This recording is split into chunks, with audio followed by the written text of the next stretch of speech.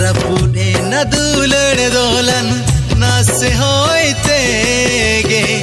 सुपुर सगई संगीने नासे काथा तेगे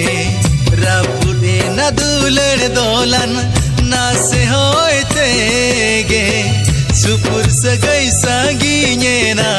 नासे काथा तेगे मोलंगे चोनोंकाना लिखन गे चोनोंकाना मोलंगे चोनोंकाना लिखन गे चोनोंकाना बगिया दिया मगाते ताला टांडिकाते बगिया दिया मगाते ताला टांडिकाते।